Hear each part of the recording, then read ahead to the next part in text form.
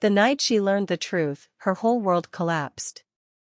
Desperate to escape, she vanished into the mountains, never expecting to meet a man whose brokenness mirrored her own. But in that Christmas silence, something awakened between them, something too real to ignore, and far too dangerous to trust. What happened next would change everything. The coastal city of Riverside Bay was waking up to another December morning. The streets of the historic Old Harbor District filled with multicolored lights strung between colonial-era buildings, while the aroma of molasses, ginger, and cinnamon drifted from the kitchens of century-old mansions. It was December 15th, 10 days until Christmas, and the magic of the season already hung in the humid coastal air. Marina Richardson sat in her office on the 32nd floor of the Skyline Business Tower, surrounded by stacks of documents, Excel spreadsheets open on 3 monitors, and a cup of coffee that had gone cold hours ago. At 38 years old, she was one of the most respected senior managers at Horizon Financial, a credit recovery firm. Her dark brown hair was pulled back in an impeccable bun, and her eyes, which once held dreams, now reflected only numbers, targets, and deadlines. She typed with mechanical precision, her fingers striking the keyboard like an unrelenting metronome. Her face was beautiful, but hardened by responsibility. The wrinkles around her eyes weren't just marks of time, they were scars of accumulated worry. "Marina, did you see the quarterly reimbursement report?" The voice of her boss, Richard Mitchell, echoed through her open door. He was a man in his mid-50s, wearing expensive suits and a smile that never quite reached his eyes. Marina looked up from her screen. "Yes, Richard. We managed to process 87% of the pending cases. Only the most complex ones remain." "Perfect. You know we have until the end of the month to release those reimbursements, or the money goes back to the federal government. These people need that money before Christmas." He paused, watching her with that look she knew well, the look of someone expecting more. "I need you to stay late today. We have a meeting with some difficult clients." Marina nodded, though her heart sank. Another night away from home. Another night without watching the sunset over the river. Another night not where she should be. She looked at the framed photo on her desk, an image from 2 years ago, her and Marcus on a weekend getaway at Coral Cove. He was smiling, his arm around her waist, the sun reflecting in his blue eyes. Marcus Webb was a handsome, successful man, a bank branch manager. They'd been together for 7 years. They were supposed to be planning a wedding. Instead, they were planning a divorce. The night fell over Riverside Bay like a dark veil. Marina left the building around 10 o'clock, exhausted, her shoulders aching and her mind empty. Her phone buzzed, a text from Marcus, "Won't be home when you get there. I have plans." She didn't respond. There was nothing left to say. When she arrived at the apartment in Oceanside Heights, a nice place, but cold, decorated with expensive furniture and no soul, Marina found the living room empty.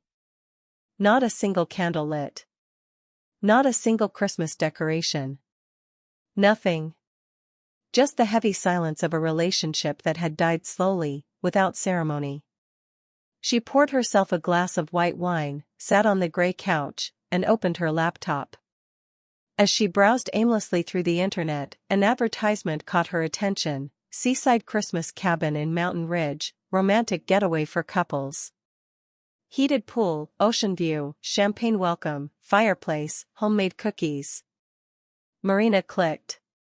She saw the photos, a truly beautiful place, cozy, exactly the kind of place a couple should be at Christmas. She closed the tab. Her phone rang. It was her best friend, Sarah, a 36-year-old psychologist, always with a wise word and a comforting embrace. "Hey, babe. How was your day?" asked Sarah, her voice warm and concerned. "Exhausting," replied Marina, without elaborating. "Want to come over for dinner tomorrow? My husband is making that chocolate cake you love. Nothing work-related, nothing dramatic. Just the 3 of us, wine, and good conversation." Marina thought about declining. She thought of all the reasons she should stay home, work, be productive. But something in her voice, maybe the exhaustion, maybe the silent desperation, made her say yes. Okay. What time? 7 o'clock. And Marina? Bring something to sleep in. You're staying over. Marina didn't protest. Sarah's house was in the Riverside Estates, a quieter neighborhood with tree-lined streets and restored historic homes. When Marina arrived, it was already evening, and the house was lit with Christmas lights that twinkled softly. The door opened, and Sarah embraced her tightly. "You look terrible," said Sarah, observing her with a psychologist's eyes. "When was the last time you slept properly?" "I don't remember," replied Marina, and it was true. Sarah's husband, James, a kind man in his late 30s with a genuine smile, greeted them in the living room.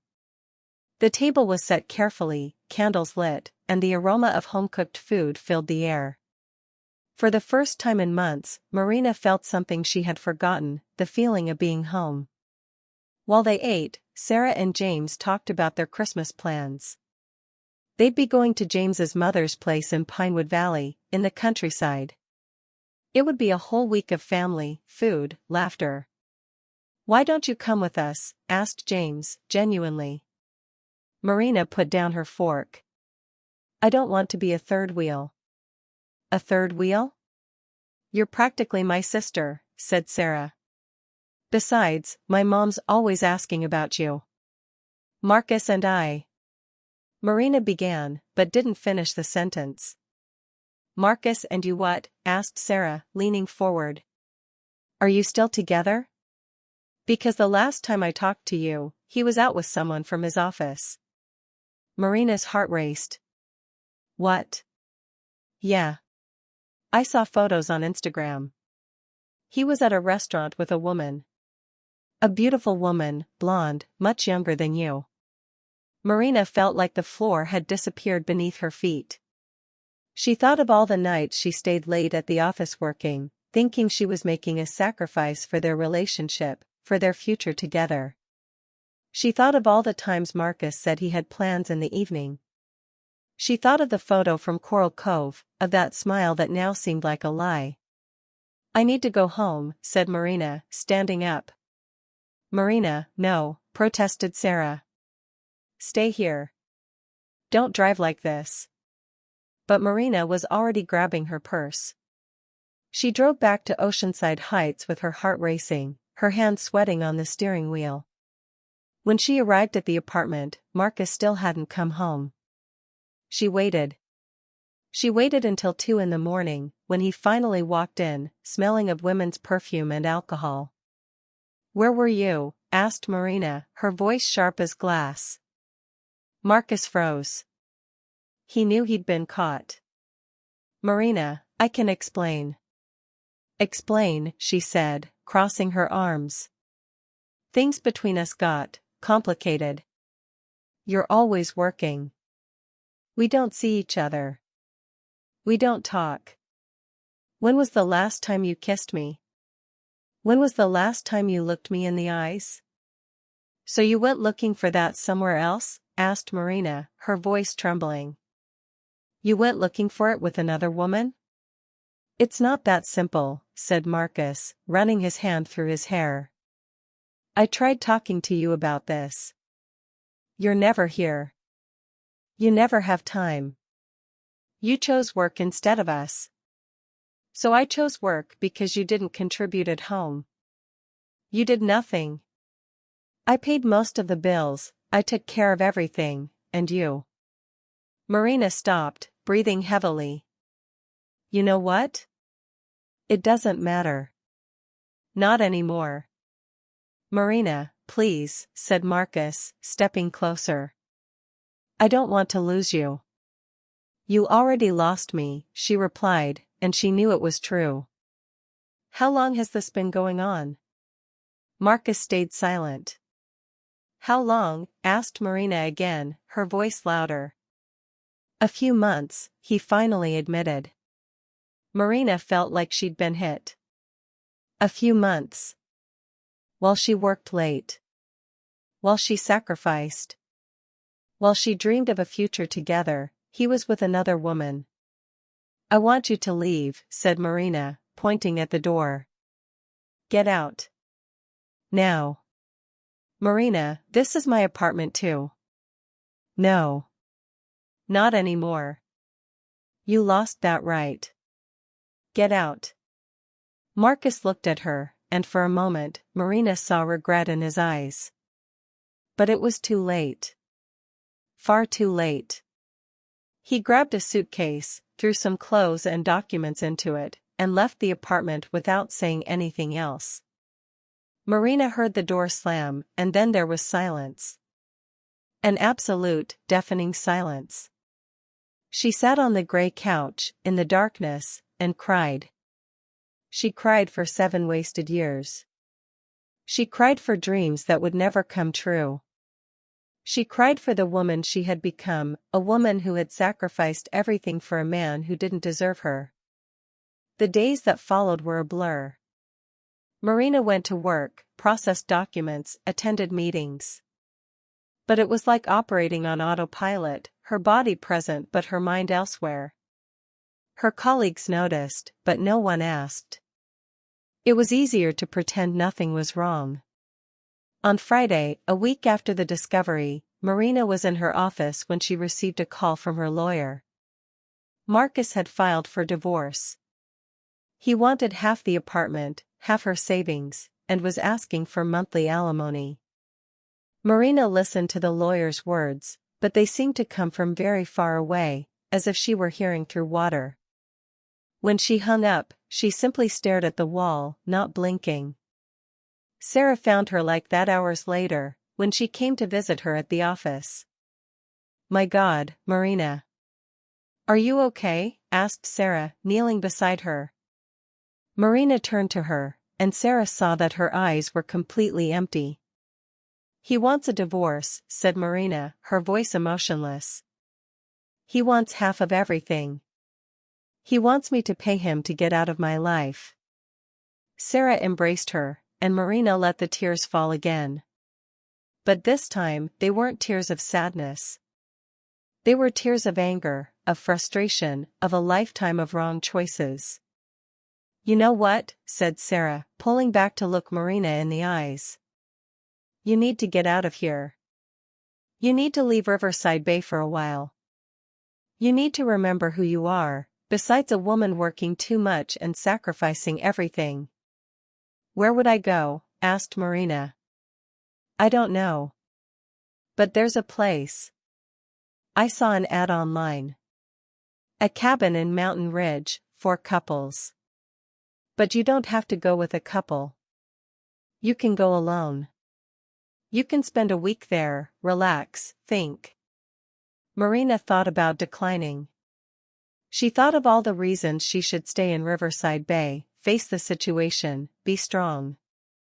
But then she remembered what it was like to be alive, to be present, to be happy. And she couldn't remember. She couldn't remember the last time she'd felt that way. "Okay," said Marina. "I'll make a reservation." Marina spent the entire night researching the seaside Christmas cabin in Mountain Ridge. The more she read, the more that place seemed to be exactly what she needed. There were reviews from people who had stayed there, talking about the magic of the place, about how it had changed their perspectives, about how it had healed their broken hearts. One review in particular touched her. It was from a woman named Jennifer, who had gone to the cabin alone after a divorce. She wrote, "I arrived here like a ghost. I left here as a woman. The seaside Christmas cabin didn't just give me a place to stay. It gave me myself back." Marina read those words several times. She needed to give herself back. She needed to remember who she was before she became just a woman working too much, sacrificing everything, loving someone who didn't deserve her. She picked up her phone and called the cabin's number. A woman answered, Cecilia, according to the name on the website. "Good evening, you've reached the seaside Christmas cabin. How can I help you? The voice was warm, welcoming, exactly the kind of voice Marina needed to hear at that moment. Hi, said Marina, her voice trembling slightly. I'd like to make a reservation. For Christmas week. Alone. How wonderful. Let me check availability for you. There was a pause, the sound of typing. Perfect. We have availability. What's your name? Marina. Marina Richardson. Welcome, Marina.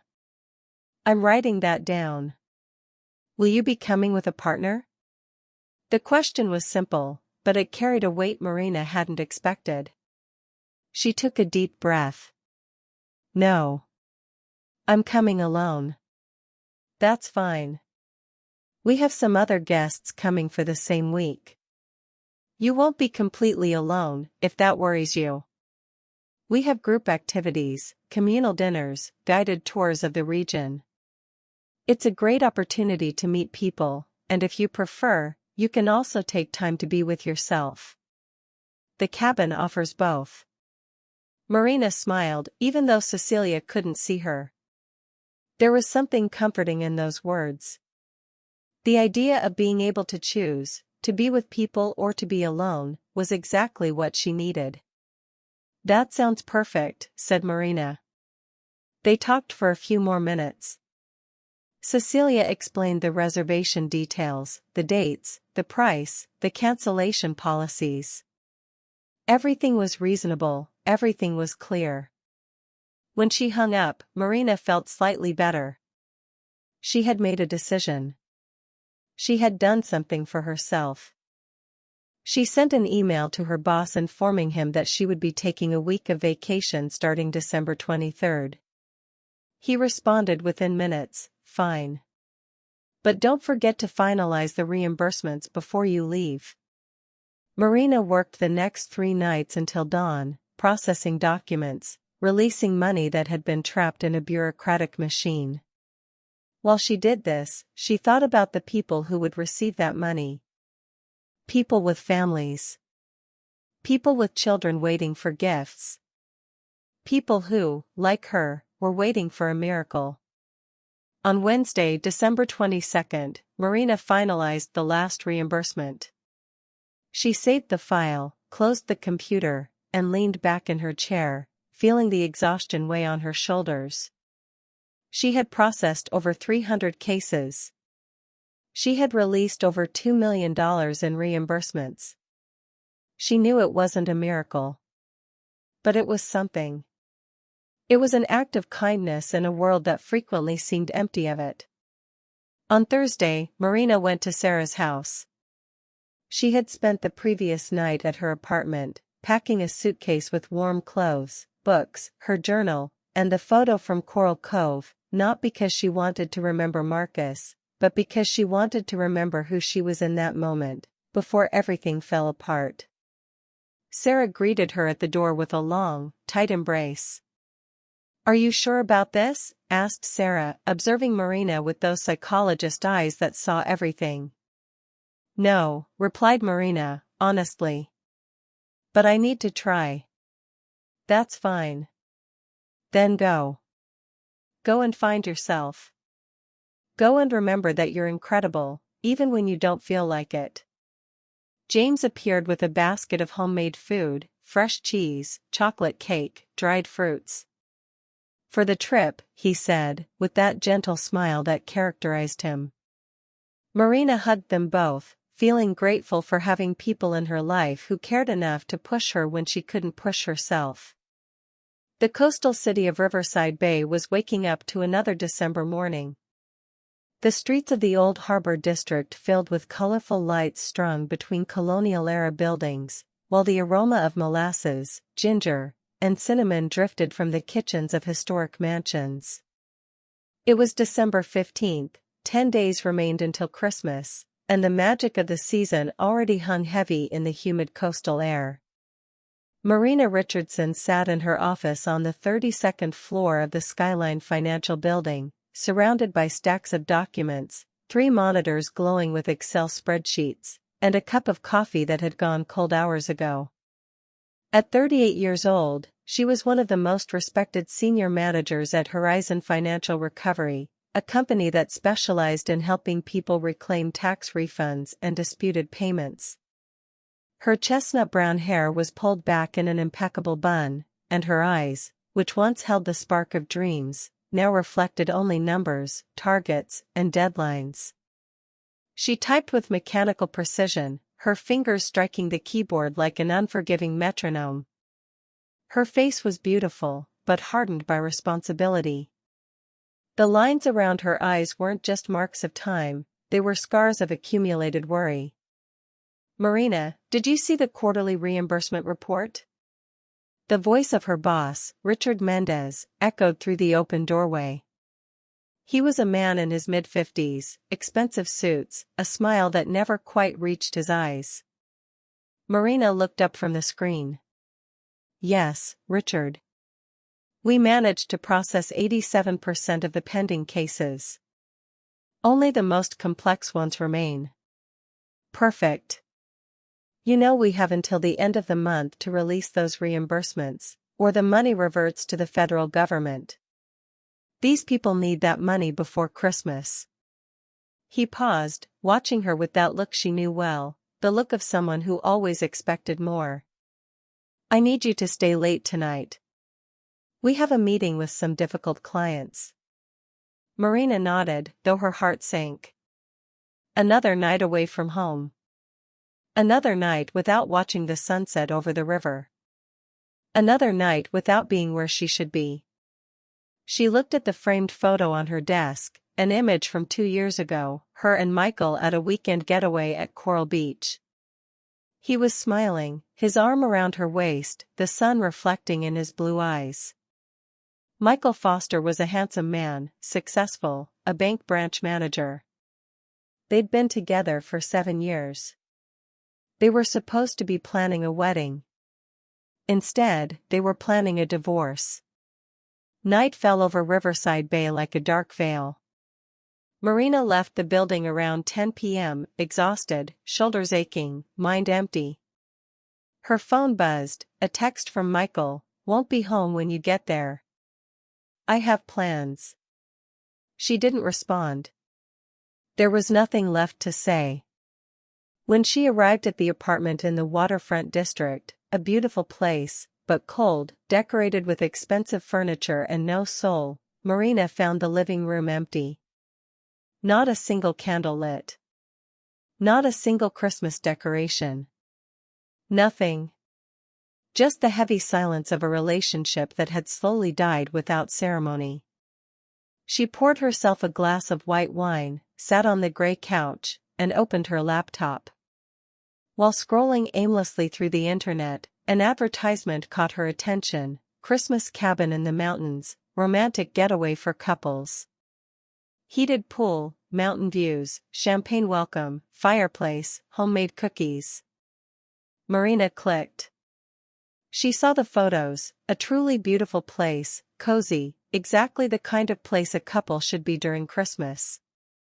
She closed the tab. Her phone rang. It was her best friend, Sarah, a 36-year-old therapist, always with a wise word and a comforting embrace. "Hey, babe. How was your day?" asked Sarah, her voice warm and concerned. "Exhausting," Marina answered, without elaborating. "Want to come over for dinner tomorrow? My husband is making that chocolate cake you love. No work, no drama. Just the 3 of us, wine, and good conversation." Marina thought about declining. She thought about all the reasons she should stay home, work, be productive. But something in her voice, maybe exhaustion, maybe silent desperation, made her say yes. "Okay. What time?" 7 o'clock. "And Marina? Bring overnight clothes. You're sleeping here." Marina didn't protest. Sarah's house was in the Riverside Heights neighborhood, a quieter area with tree-lined streets and restored historic homes. When Marina arrived, it was already evening, and the house was lit with Christmas lights that twinkled softly. The door opened, and Sarah pulled her into a tight embrace. "You look terrible," Sarah said, observing her with the eyes of a psychologist, eyes that saw everything. "I don't remember the last time I slept properly," Marina admitted, and it was true.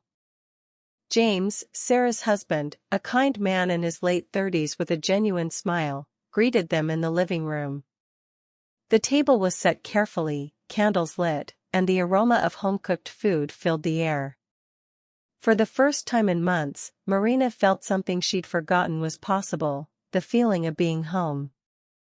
While they ate, Sarah and James talked about their Christmas plans.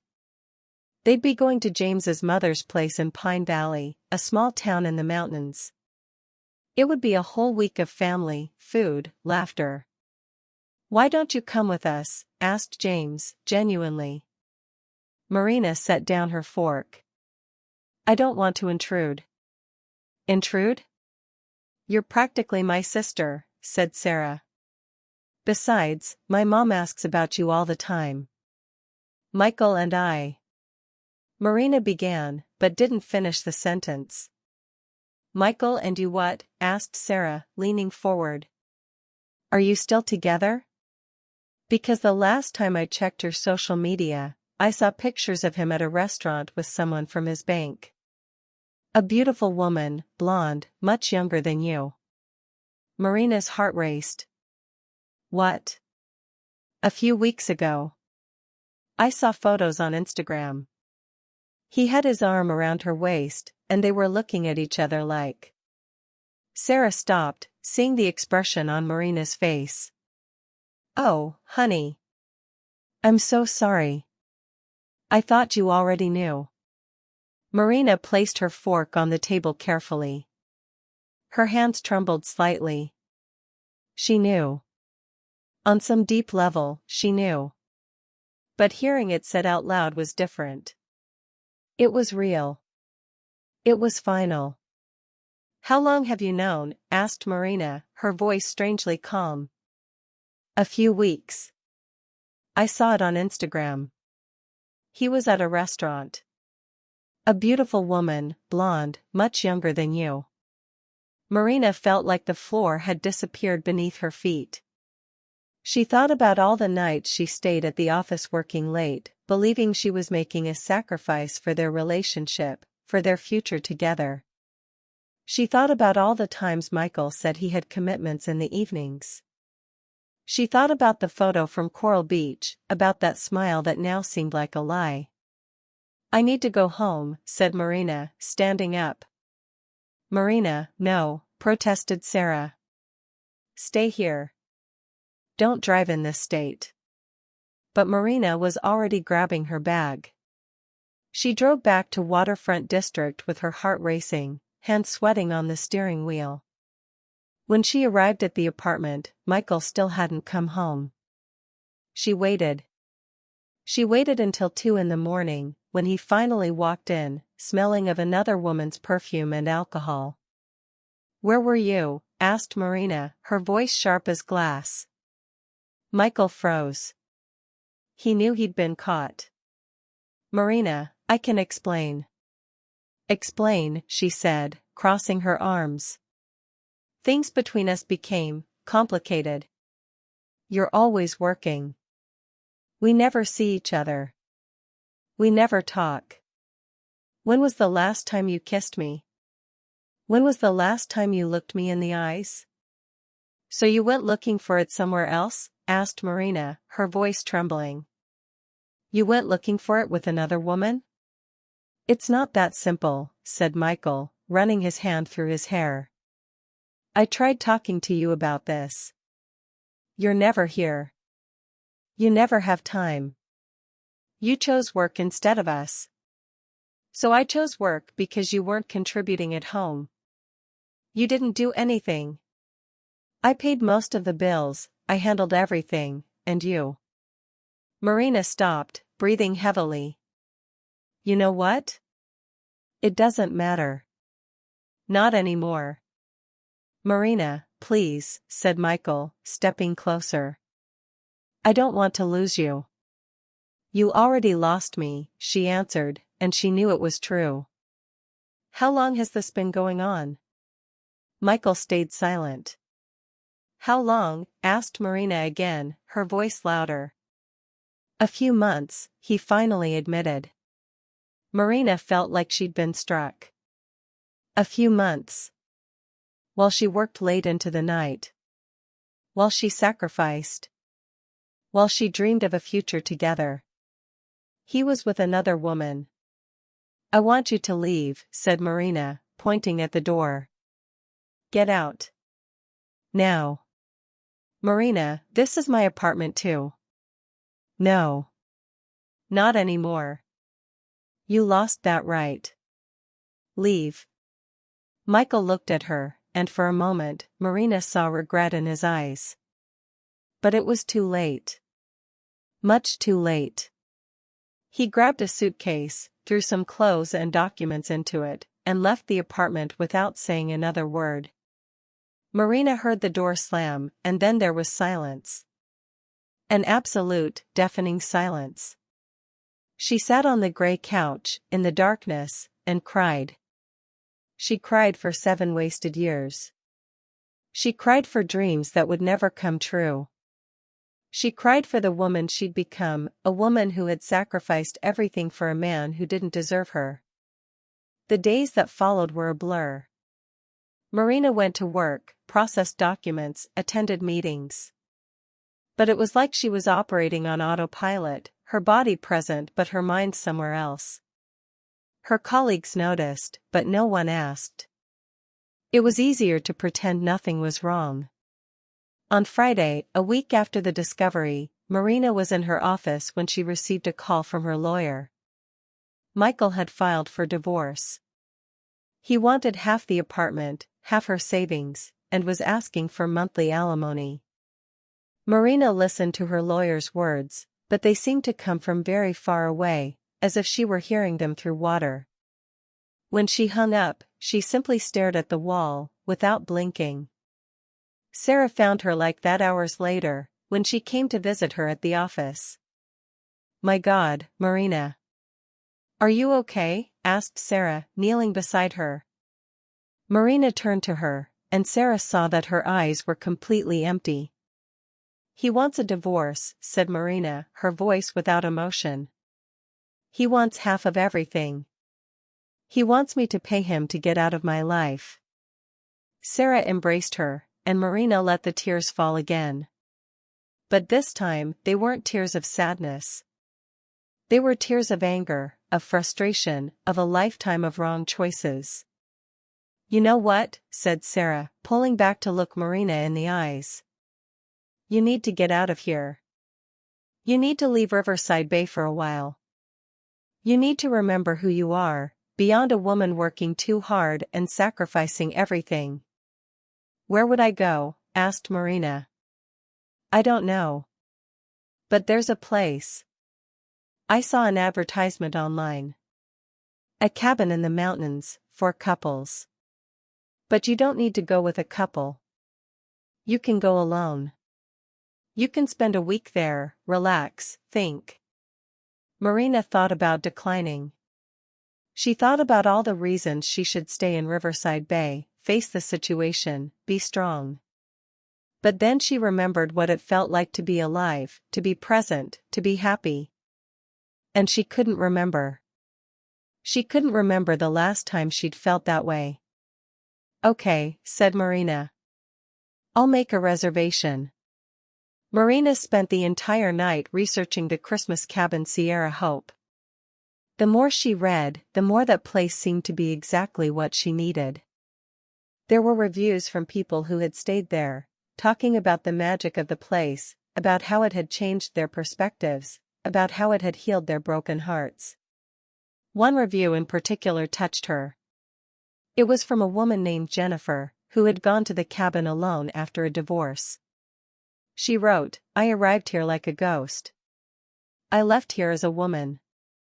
The Christmas cabin didn't just give me a place to stay. It gave me myself back. Marina read those words several times. She needed to give herself back. She needed to remember who she was before she became just a woman working too hard, sacrificing everything, loving someone who didn't deserve her. She picked up her phone and called the cabin's number. A woman answered, Cecilia, according to the name on the website. Good evening, you've reached the Christmas cabin Sierra Hope. How can I help you?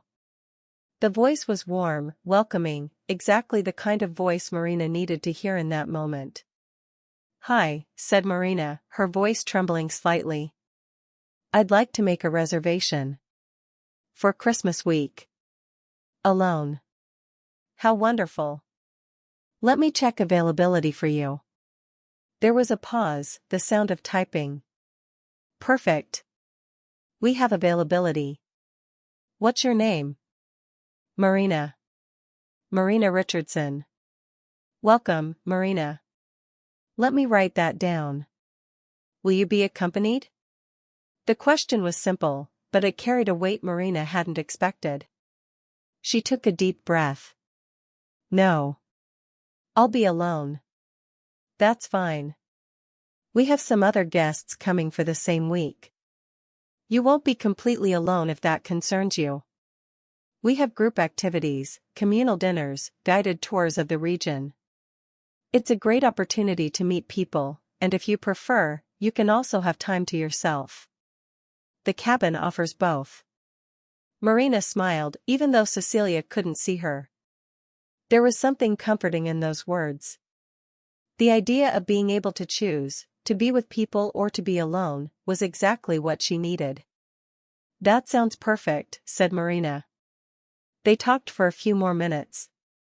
Cecilia explained the details of the reservation, the dates, the price, the cancellation policies.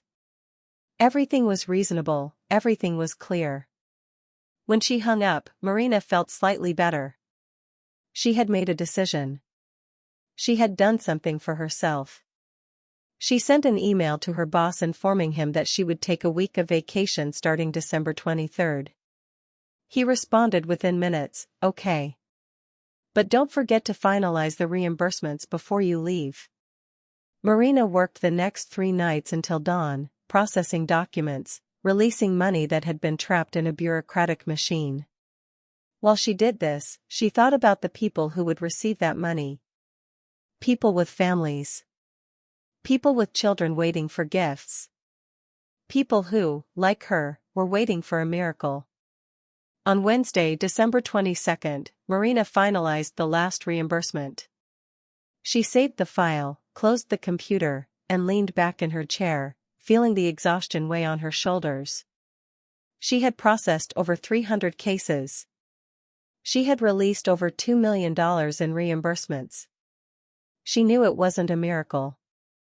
But it was something. It was an act of kindness in a world that often seemed empty of it.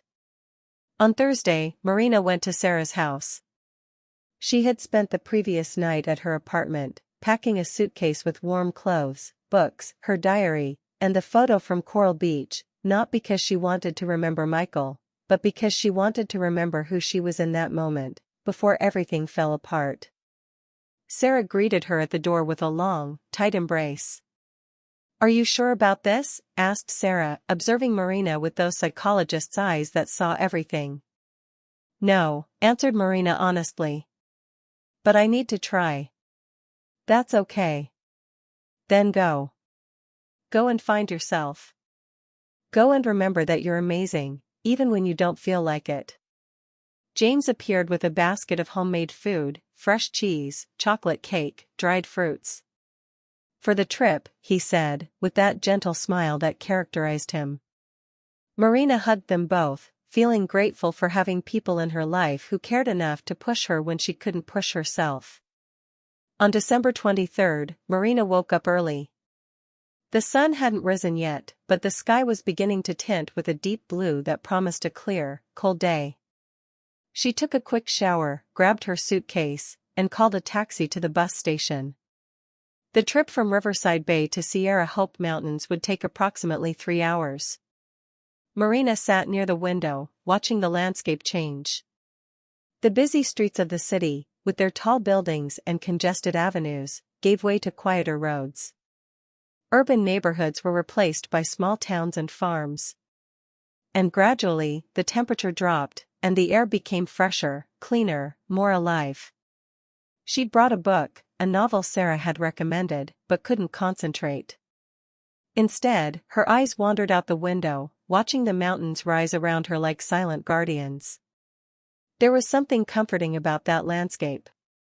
Something that whispered it was okay to be alone. That it was okay to be lost. That it was okay to be searching. The bus descended one final winding curve. And there it was. The Christmas cabin Sierra Hope. It wasn't exactly like the photos on the website, but it was better. It was real. There was smoke rising from the chimney, curling upward in white spirals against the blue sky. There were golden lights shining in the windows, even during the day. There was a large wreath of pine cones and red ribbon hanging on the front door, handmade, with small details that suggested love and care. And there was snow. Not much, but enough to cover the wooden roof and the branches of the pine trees with a white blanket that sparkled under the afternoon sun like diamonds. Marina stepped off the bus with her suitcase. For a moment, she simply stood there, observing. There was something magical about that place. Something that made her heart beat a little faster, as if it recognized something she'd lost long ago. "Welcome to the Christmas cabin," said a warm voice. Marina turned and saw a woman of approximately 65 years old, with gray hair pulled back in a loose bun, wearing a hand-knitted red wool sweater. She had the kind of smile that suggested she'd lived a full life, with joys and sorrows, and was happy to share them with others. Her eyes were blue, like a winter sky, and there were laugh lines around them. "I'm Cecilia, the owner of the cabin. You must be Marina." "Yes, I am," replied Marina, extending her hand. "It's a pleasure to meet you." Cecilia shook her hand with both of hers, as if Marina were an old friend she hadn't seen in years. Her touch was warm, genuine, and Marina felt something inside her relax slightly. Come. Let me help you with that suitcase. You must be freezing. Let's get inside, and I'll prepare some hot chocolate for you. I made Christmas cookies this morning. They're still warm." Marina followed Cecilia through the front door, leaving the cold outside. And in that moment, when she felt the warmth of the cabin envelop her like an embrace, when she felt the aroma of cinnamon, clove, hot chocolate, and pine fill her lungs, she knew she'd made the right decision. The interior of the cabin was exactly as Marina had imagined, yet still surprising in its beauty. There was a large stone fireplace in the center of the living room, with a crackling fire that cast dancing shadows on the dark wooden walls. The flames danced like living beings, creating a hypnotic display of light and shadow. There was a giant Christmas tree in the corner, at least 10 feet tall, decorated with antique glass ornaments that sparkled like jewels, deep reds, royal blues, gold, and silver. Warm white lights were woven between the branches, creating a magical effect. Beneath the tree were presents wrapped in colorful paper with golden ribbons, as if waiting for someone. There were comfortable sofas covered with wool blankets in warm tones, and side tables with candles lit in different colored glasses. There was an entire library of antique books on the shelves, and soft music, an instrumental version of Silent Night, played discreetly from invisible speakers. But there was something more that Marina hadn't expected. There were people. A couple was sitting on one of the sofas, drinking red wine and conversing in low voices. They appeared to be in their mid-50s, and there was something in their intertwined hands that suggested a long history of shared love. The man had gray hair and a face that had been handsome when young. The woman had brown hair with silver threads, and her eyes reflected a peace that Marina couldn't quite identify. "Ah, let me introduce you," said Cecilia, guiding Marina closer. "Marina, these are the Richardsons. They're here to celebrate their 30th wedding anniversary. Mr. and Mrs. Richardson, this is Marina Richardson, who just arrived." "How wonderful," exclaimed Mrs. Richardson, standing up to hug Marina. It's always nice to have more people here. The more joy, the better, don't you think? Welcome, welcome, said Mr. Richardson, extending his hand. I hope you had a good trip. Marina smiled, but part of her felt like an intruder. Here she was, alone, in a place full of couples. But before she could sink deeper into that negative thought, Cecilia guided her down the hallway. Let me show you to your room, she said. It's one of the best. It has a beautiful view of the mountains. The room was small, but cozy in a way that Marina's apartment in Riverside Bay had never been. There was a queen-size bed with a white down comforter, pillows in cream and beige tones. A small but functional fireplace occupied one corner, with firewood already prepared. The walls were light-colored wood, and there were landscape paintings on the walls. But the best part was the window. A large window that looked out over the mountains shrouded in mist. Marina left her suitcase on the floor and approached it, opening it slightly. The cold mountain air entered, fresh and pure, and she breathed deeply. Down below, she could see a forest of pine trees, covered in snow, stretching to the horizon. There was a small frozen stream that sparkled like silver ribbon. And in the distance, the mountains rose like sleeping giants, their peaks covered in white snow. It's beautiful, whispered Marina. It is, agreed Cecilia, who had remained in the doorway. There's something special about this place at Christmas. Something that makes people believe that everything is possible. That miracles still exist.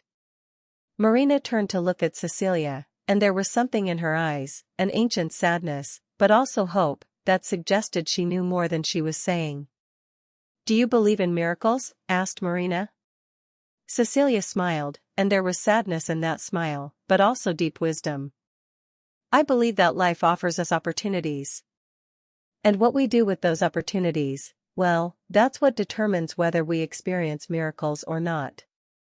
Sometimes, the miracle isn't something that happens to us. It's something we make happen. Before Marina could respond, there was a knock on the door. Sorry to interrupt, said a male voice from the hallway. Cecilia, could you help me with the fireplace in room 3? I think it's clogged. Of course, responded Cecilia. Marina, rest for a bit. We have dinner at 7. It's a communal dinner, everyone eats together. You're going to love it. I make a special feast for the first day of guests. Cecilia left, leaving Marina alone in the room. Marina sat on the bed, still wearing her coat, and looked out the window again. The mountains were becoming darker as the sun descended, and the first stars began to appear in the sky like small hopes being lit. She took a deep breath and allowed herself a moment of vulnerability. She was here. Alone. In a strange place.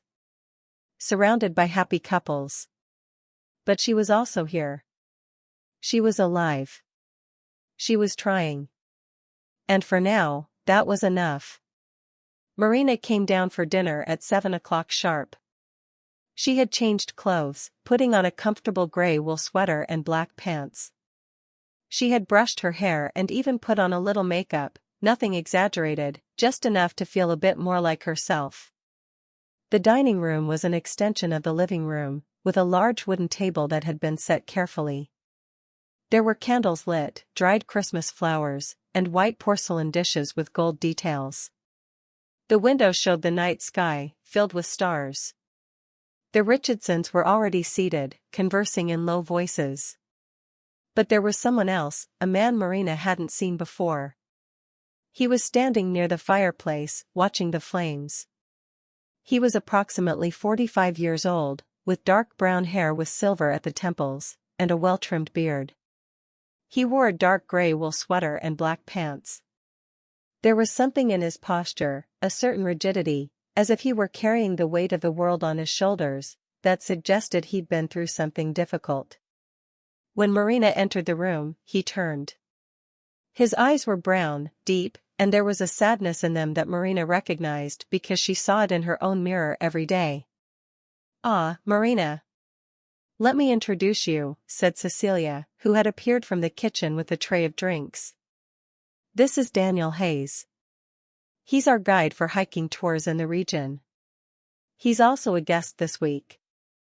"Pleasure," said Daniel, extending his hand. His voice was deep, with an accent Marina couldn't quite place. "Pleasure," replied Marina, shaking his hand. His grip was firm, but there was something gentle in it. "Daniel is here because—" began Cecilia, but Daniel gently interrupted. "Because I need a vacation," he said, with a smile that didn't quite reach his eyes. "Even if it's just a week." There was something in that smile that suggested there was more to the story, but Marina didn't ask. She knew there were moments when people didn't want to talk about their wounds, even when they were open and bleeding. They sat at the table, and Cecilia began serving dinner. It was an elaborate meal: roasted turkey, stuffing, cranberry sauce, sweet potatoes, green bean casserole, fresh bread, and multiple desserts. As they ate, Cecilia announced the plans for the week. "Tomorrow, we have a guided hike through the region. Daniel will take us. There's a beautiful trail that leads to an overlook with a spectacular view of the mountains. Afterward, we'll have a picnic up there." "How wonderful!" exclaimed Mrs. Richardson. "Will you come, Marina?" Marina hesitated. The idea of spending the entire day with strangers, pretending to be okay when she felt anything but okay, was terrifying. But there was something in Cecilia's eyes that suggested she expected Marina to say yes. "Of course," replied Marina. "I'd love to." Daniel looked at her again, and this time, there was something that might have been a smile in the corners of his mouth. After dinner, Marina returned to her room. She sat on the bed, still wearing her sweater, and looked out the window. The sky was filled with stars, more stars than she'd seen in years. In Riverside Bay, the light pollution had obscured most of them. But here, in the mountains, they shone with a clarity that was almost painful. She picked up her diary, a brown leather notebook that Sarah had given her as a going-away gift, and began to write. "Dear Diary, I arrived at the Christmas cabin today. It's even more beautiful than the photos. There's a fireplace, a giant Christmas tree, and a view of the mountains that takes my breath away. I met some people. A happy couple celebrating their wedding anniversary. And a man named Daniel, who is a hiking guide. He seems to be going through something. There's a sadness in his eyes that I recognize because I see it in my own mirror. I don't know what to expect from this week. I don't know if this place can really heal me, like the reviews suggest. But I'm here. I'm trying. And maybe that's enough. I'm scared, but there's also a small spark of hope in my chest. A small voice whispering that maybe, just maybe, I can find myself again in this place. Good night, diary. Tomorrow is a new day." Marina closed the diary and placed it on the nightstand. She undressed, put on her pajamas, and got into bed. The down comforter was so soft it was like floating on a cloud. She closed her eyes, but couldn't sleep. Her mind was full of thoughts, about Michael, about the divorce, about the years she'd wasted. But there was something else too. There was the feeling of being in a different place. A place where the rules were different. A place where maybe it was possible to start over. She opened her eyes again and looked out the window. The stars were still there, shining like hope. "It's okay," she whispered to the darkness. "I'm going to try." And that night, Marina Richardson slept better than she had in months. The sun rose over the mountains like a promise. Marina woke naturally, without an alarm, and for a moment, she simply lay in bed, watching the golden light invade the room through the window. There was something different about that morning. The air seemed lighter. Her lungs seemed fuller. As if the weight she'd been carrying for months had diminished slightly. She got up, took a hot shower, and dressed carefully. Hiking pants, waterproof boots, a warm wool sweater, and a windproof jacket. She pulled her hair back into a ponytail and put on a wool beanie. When she looked in the mirror, she saw a woman she didn't quite recognize, not the exhausted executive from Riverside Bay, but not the woman she'd been before everything fell apart either. She was something new. Something in transformation. She came down for breakfast at 8 o'clock. The cabin's kitchen was warm and welcoming, with a large wooden table where Cecilia had placed fresh bread, cheese, ham, fresh fruit, homemade yogurt, honey, and hot coffee. The Richardsons were already there, talking about their plans for the day. Daniel was standing near the window, drinking coffee, watching the mountains. He'd also dressed for hiking, gray hiking pants, a black sweater, and a red nylon jacket that contrasted with his serious expression. "Good morning, Marina," exclaimed Mrs. Richardson. "Did you sleep well?" "Better than in months," Marina answered honestly, sitting at the table. Daniel turned and observed her for a moment. "Excellent. We'll head out in half an hour. The trail is moderate level, but there are some steep sections." "Do you have hiking experience?" "A little," replied Marina. "I used to hike when I was younger." "Perfect," said Daniel, and there was something in his tone that suggested he was satisfied with that answer. Half an hour later, they were ready. Daniel carried a large backpack with food for the picnic, blankets, and water bottles. The Richardsons seemed excited, like children at an amusement park. And Marina? Marina was nervous, but in a good way. In a way that made her feel alive. The trail began behind the cabin, where a wooden sign read, "Mountain Path, Moderate Level, 2.5 miles one way." Daniel led the group, with the Richardsons right behind him, and Marina bringing up the rear. The first kilometer was easy. The trail was well marked, and the path was relatively flat. As they walked, Daniel told stories about the region, about the history of the mountains, about the local flora and fauna, about the legends that local people told about the place. "They say that 40 years ago, a massive forest fire burned much of this region," said Daniel, pointing to an area where the trees were younger. "It took almost 3 months to control it. But the forest recovered. Nature is resilient. It always finds a way to come back." Marina heard those words and felt something shift inside her. Nature is resilient. It always finds a way to come back. Maybe she could too. After about an hour, the trail began to get steeper. The path narrowed, and there were tree roots that needed to be avoided. Marina felt her heart beat faster, but she kept walking. There was something cathartic about challenging her body, about forcing it to do something that required effort. "You doing okay?" asked Daniel, looking back. "Yeah," replied Marina, breathing heavily. "I'm good." He smiled, a genuine smile this time, one that reached his eyes. "You're stronger than you look." Marina didn't respond, but those words stayed with her. After another half hour of hiking, they reached the summit. And what they saw took their breath away. The view was absolutely spectacular. Below them stretched a valley covered in snow, with a frozen river winding through it like a silver ribbon. In the distance, more mountains rose up, layer upon layer, fading into a blue haze. The sky was so blue it almost hurt to look at. The sun was high and bright, reflecting off the snow in a way that made everything sparkle like diamonds. For a moment, no one spoke. They just stood there, taking it in. "This is why I love this place," said Daniel quietly. "This is why I come back, even when everything else is falling apart." Mrs. Richardson took her husband's hand. "It's beautiful," she said softly.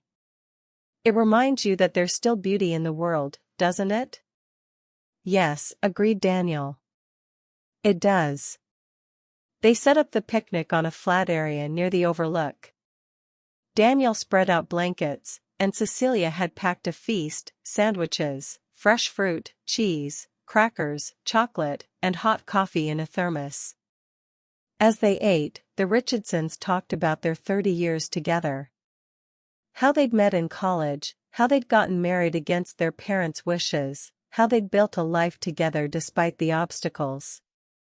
"The secret," said Mr. Richardson, looking at his wife, "is choosing each other every single day. Not just once, but every day. Marriage isn't about finding the perfect person.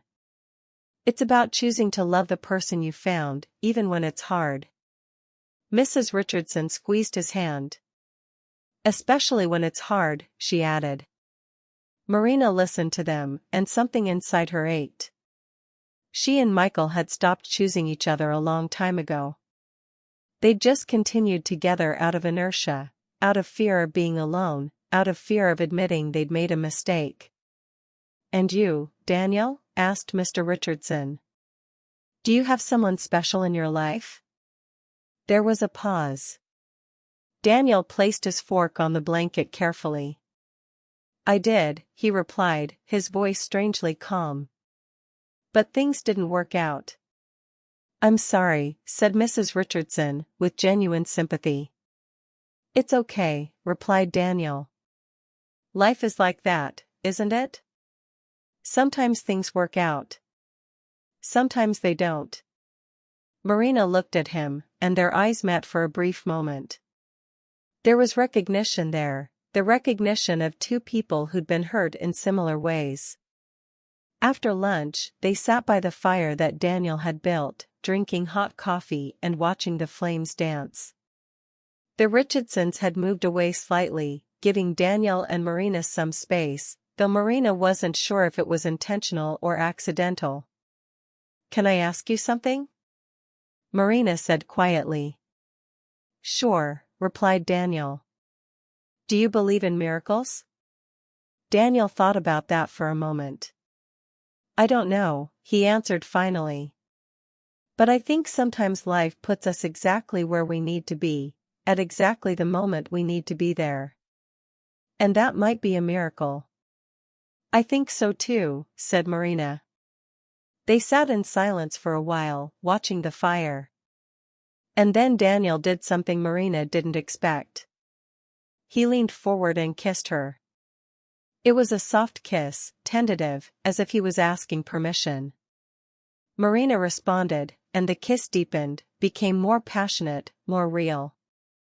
When they separated, both had tears in their eyes. "I'm sorry," said Daniel.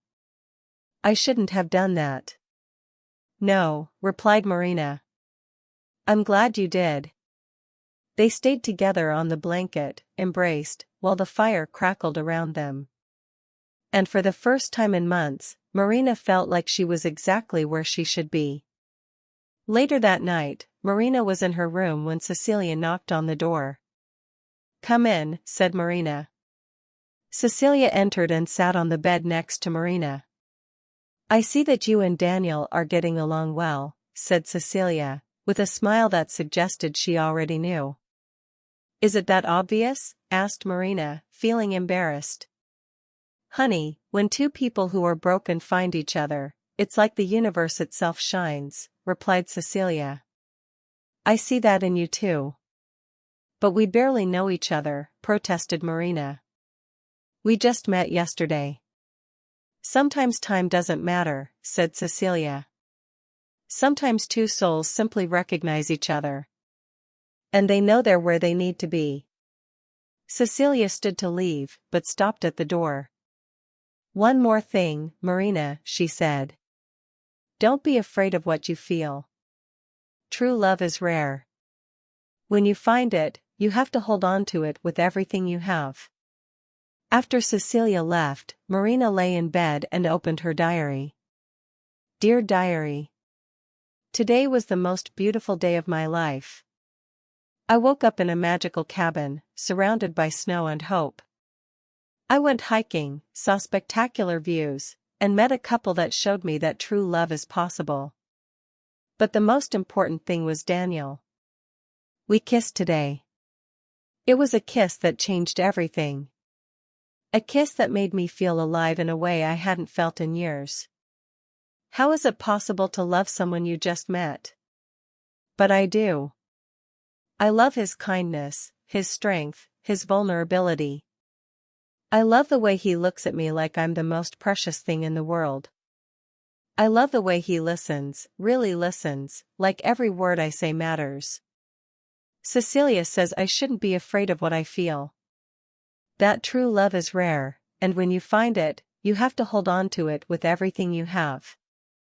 So that's what I'm going to do. I'm going to hold on to Daniel. I'm going to hold on to this magic. I'm going to hold on to hope. Good night, diary. Tomorrow is a new day. Marina closed the diary and fell asleep with a smile on her lips. Christmas Eve morning arrived with a beauty that seemed created specifically for that moment. Snow had fallen during the night, covering everything with an immaculate white blanket. The mountains sparkled under the rising sun, as if they'd been polished and left to dry. The sky was a deep blue, almost unreal in its purity. Marina woke early, as had become her habit in this magical cabin. She got up, took a hot shower, and dressed carefully. She wore a red sweater she'd brought specifically for Christmas, and comfortable black pants. She brushed her hair, leaving it loose over her shoulders, and put on a little makeup. When she looked in the mirror, she saw a different woman. Not the exhausted executive from Riverside Bay. But not the woman she'd been before everything fell apart either. She was something new. Something that shone from within. She came down for breakfast at 8 o'clock. She found Daniel already awake, sitting at the table with a cup of coffee he hadn't touched. There were dark circles under his eyes, suggesting he hadn't slept well either. "Good morning," said Marina, and her voice sounded different, softer, more hopeful. Daniel turned, and that smile that had appeared yesterday on the mountain peak returned. "Good morning. Did you sleep well?" "Better than expected," replied Marina, sitting at the table, leaving one chair between them. She didn't want to seem desperate, but she didn't want to be too far away either. "I did too," said Daniel. "For the first time in months, I didn't have nightmares." Cecilia appeared from the kitchen with a tray of hot bread, cheese, ham, scrambled eggs. But there was something different about her face. There was a sadness Marina hadn't seen before. "Good morning to you both. You woke up early." "That's a good sign," said Cecilia, with that enigmatic smile that had become her trademark. "A good sign of what?" asked Marina, grabbing a piece of bread. "That you're beginning to heal," replied Cecilia, with that knowing look.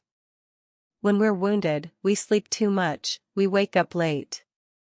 When we start to heal, our bodies naturally want to be awake, present, alive." Daniel and Marina exchanged a quick glance. There was something about Cecilia that suggested she knew more than she was saying, as if she could see into their souls, as if she knew exactly what each of them needed. "Are the Richardsons still sleeping?" asked Marina. "Yes. They're exhausted from yesterday's hike. I left hot coffee in the living room for when they wake up." "But you too." Cecilia looked at Marina and then at Daniel, with a mischievous smile. "You two seem to have energy today. You should do something special. Just the two of you." Marina felt her face flush. "What? Like, a date?" "No," replied Cecilia, with that playful smile. "Like an adventure. There's a special place I want you to see. A place that's particularly magical at Christmas." Daniel leaned forward, interested. "What place?" "There's a small wooden chapel about 1.5 miles from here, deep in the forest," said Cecilia. It was built over 100 years ago by a couple who loved each other deeply.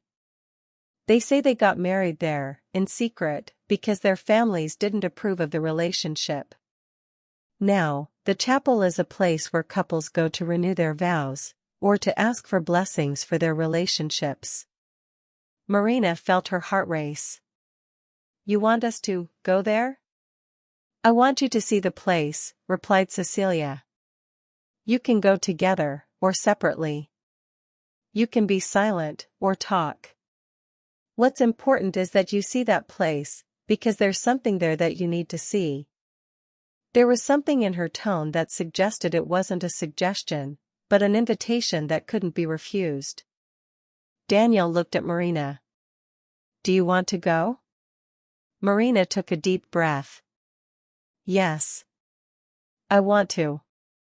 Half an hour later, Marina and Daniel were walking through the forest. Daniel had a map that Cecilia had drawn, and they followed a path that wasn't exactly a trail, but more like a whisper through the trees. The forest was different that morning. The mist had created an almost dreamlike atmosphere, as if they were walking through a dream. The sounds were muffled, only the crunch of dry leaves under their feet, the distant song of birds, and the sound of their breathing. You know, said Daniel, breaking the silence, when Lisa left me, I thought I'd never be able to be close to a woman again without feeling pain. But with you, it's different. Marina felt her heart race. How so? You showed me that it's possible to be wounded and still be open to love. You showed me that it's possible to be alone and still be full of hope. You showed me that life can be magical again. Marina stopped walking and turned to face him. I feel the same way, she said. I came here broken, thinking I'd never feel anything again. And then I met you, and everything changed. Daniel reached for her hand. I'm scared, he admitted. I'm scared that when we leave this place, reality will hit us, and we'll realize this was just a beautiful dream. Then let's make a promise, said Marina. Let's promise that we won't let that happen. That we'll fight for this, no matter what. I promise, said Daniel, pulling her close. They kissed, and it was a kiss that felt like a vow that they wouldn't give up on each other, no matter what happened. After walking for about 20 minutes, they saw it. The chapel. It was small, made of dark wood that had weathered to a soft gray. The roof was peaked, and a simple wooden cross stood at the top. The door was slightly ajar, and inside, they could see the flicker of candlelight. Marina and Daniel approached slowly, reverently, as if they were entering a sacred space. Inside, the chapel was simple but beautiful. There were wooden pews on either side of a narrow aisle. At the front, there was a simple altar with a wooden cross and candles. But what caught their attention was the walls. The walls were covered with names. Hundreds of names, carved into the wood. Some were old, the letters faded and weathered. Some were recent, the wood still light around the carved letters. Each name told a story of love, of commitment, of two people choosing each other. Marina ran her fingers over some of the names, reading them silently. John and Sarah, 1987. Michael and Jennifer, 2003. David and Rachel, 2019. It's beautiful, whispered Marina. All these people, all these stories. Yeah, agreed Daniel. It makes you realize that love is timeless. That people have been choosing each other for centuries, in this exact spot. Daniel pulled out a small pocket knife from his jacket. I want to carve our names here, he said. So that when we come back, we'll know that we were here together. That this was real. Daniel, Marina began, but he gently interrupted. I know we just met. I know this is crazy. But I also know that what I feel for you is real. And I want to mark this moment, mark this place, with your name next to mine. Marina felt tears prick her eyes. Okay, she whispered. Do it. Daniel carefully carved their names into the wooden wall. First his name, Daniel. Then hers, Marina. And then he carved a heart around both names. When he finished, he stepped back and looked at what he'd created. There, he said. Now we're part of this place. Now we're part of this history. Marina wrapped her arms around him, and they stood there, in the candlelit chapel, surrounded by the names of lovers from centuries past, and they knew that they'd just made a promise that would change everything. That evening, after dinner, Marina was in her room when she received a call from Sarah. Marina. How are you? How's the place? Asked Sarah, her voice full of enthusiasm. It's magical, Sarah, replied Marina. It's exactly what I needed. And? Is there a man? Asked Sarah, with that tone that suggested she already knew there was. Marina couldn't help but smile. Yes. His name is Daniel. He's a hiking guide, and he's incredible. Tell me everything, demanded Sarah. Marina told her about Daniel, about the hike, about the chapel, about the names carved in the wood. Marina, that's beautiful, said Sarah when she finished. But, what about after? What's going to happen when you go back to Riverside Bay? I don't know, admitted Marina.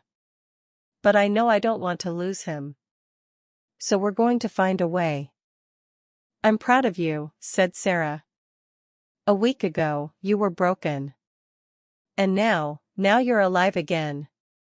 After she hung up, Marina opened her new diary and wrote. Dear Diary. Today was Christmas Eve. It was the best Christmas of my life. I met Daniel 3 days ago, but it feels like I've known him my whole life. Like we were soulmates who finally found each other after wandering lost in the darkness. We carved our names in an ancient chapel, under candlelight. It was a sacred moment, a moment that changed everything. Cecilia told me that my story is just beginning. I think she's right. Tomorrow is Christmas Day. Tomorrow I need to make a decision about the divorce. But I also need to make a decision about Daniel. I need to decide if I'm going to let him into my heart, or if I'm going to protect my heart and let him leave when this week ends. I don't know the right answer. But I know that I need to be open to the possibility that the right answer might be different from what I expected. Good night, diary. Tomorrow is a new day. Marina closed the diary and fell asleep with a smile on her lips, the memory of Daniel's kiss still warm on her mouth. Christmas morning arrived like a gift wrapped in white. Marina woke to sunlight streaming through the window, painting the snow-covered mountains in shades of gold and amber. For the first time in years, she felt genuinely excited about Christmas. She got out of bed slowly, savoring the moment, and wrapped herself in the soft blanket from the chair. The mountains were calling to her, or maybe it was Daniel. She showered, dressed in warm layers, and came downstairs to find the cabin already alive with activity. The fireplace crackled with fresh logs.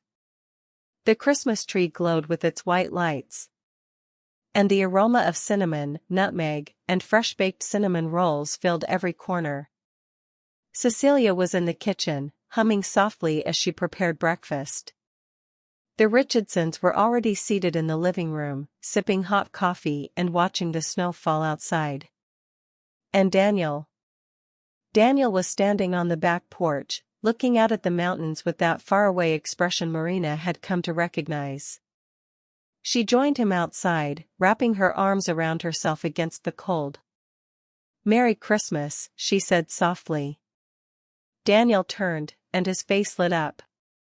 "Merry Christmas," he replied, pulling her close. "I was hoping you'd come out here." They stood together in silence, watching the snow fall, watching the world transform into something pure and white. I have something for you, said Daniel, reaching into his jacket pocket. He pulled out a small box, wrapped in simple brown paper with a red ribbon. Daniel, you didn't have to, began Marina. I know, he interrupted gently. But I wanted to. Marina opened the box carefully. Inside was a delicate silver bracelet with a small charm, a mountain peak. So you'll always remember this place, said Daniel. And remember that you're stronger than you think. Marina felt tears prick her eyes. It's beautiful, she whispered, and Daniel fastened it around her wrist. Breakfast was a festive affair. Cecilia had prepared a spread that rivaled Thanksgiving: fresh fruit, pastries, eggs, bacon, sausage, fresh squeezed orange juice, and champagne for mimosas. The Richardsons told stories about their 30 years together, about their first Christmas as a married couple, about the Christmases when they had children, about the Christmases after the children had grown and left. The thing about long-term love, said Mr. Richardson, squeezing his wife's hand, is that it evolves. It's not always fireworks and passion. Sometimes it's just comfort. Knowing that someone has chosen you, day after day, year after year. Mrs. Richardson smiled at him with a tenderness that made Marina's chest ache. She wondered if she and Daniel could have that someday, that quiet, steady love that had weathered 30 years. After breakfast, Cecilia announced that she had gifts for everyone. She disappeared into the back room and returned with several beautifully wrapped boxes. For the Richardsons, she had a wooden photo album where they could place their memories of 30 years together. For Daniel, she had an old book about the history of the mountains. And for Marina opened her gift carefully. It was a wooden box, and inside was a leather-bound journal, more beautiful than the one she'd brought, with thick pages of quality paper and a red silk ribbon as a bookmark. So you can continue writing your story, said Cecilia, watching Marina with those eyes that saw everything. Because your story doesn't end here. It's just beginning. Marina felt tears stream down her face. She embraced Cecilia, unable to speak. That afternoon, Daniel suggested they take a walk. The Richardsons decided to stay by the fire, enjoying the warmth and each other's company. Cecilia was in the kitchen, preparing dinner. So Marina and Daniel bundled up and ventured out into the snow. They walked without a destination, just letting their feet guide them through the white landscape. Eventually, they found themselves at a small frozen lake, surrounded by pine trees. The surface of the ice was so clear it reflected the sky like a perfect mirror. It's beautiful, whispered Marina. Yes, agreed Daniel. But not as beautiful as you. Marina looked at him, and there was something different in his expression, something vulnerable, something that suggested he was about to say something important. Marina, he began, I need to tell you something about my past. Something I should have told you earlier. Marina's heart began to race. What is it? I was married once, said Daniel, his voice quiet. Her name was Lisa. We were together for 5 years. I thought we were happy. I thought we had forever. He paused, looking out at the frozen lake. But she left me 3 years ago. She said I was too broken, too damaged. She said she couldn't fix me, and she didn't want to spend her life trying. Marina reached for his hand. That wasn't your fault, she said gently. I know that now, replied Daniel. But at the time, I spiraled. I stopped working. I stopped leaving my house. I stopped believing that life could be good again. I came to this cabin 6 months ago, thinking maybe the mountains could heal me. And they did, in a way. But I was still alone. I was still broken. He turned to face Marina. And then you arrived. And you were broken too. And somehow, together, we started to feel less broken. "Daniel," said Marina, "I'm not here to fix you. And you're not here to fix me. We're here to heal together. There's a difference."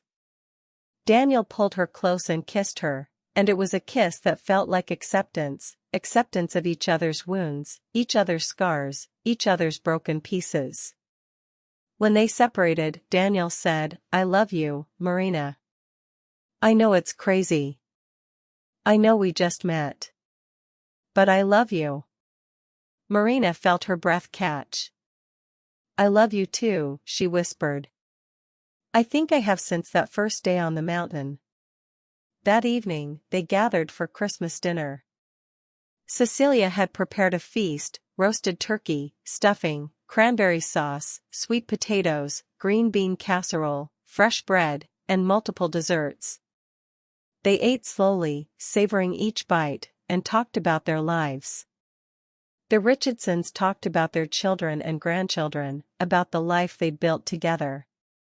Cecilia talked about how she'd come to own the cabin, about how she'd lost her own husband years ago, and how she'd decided to create a space where other people could find the healing she'd found in these mountains. And Marina and Daniel, they mostly just looked at each other, their hands touching across the table, their hearts full of a love that felt both impossible and inevitable.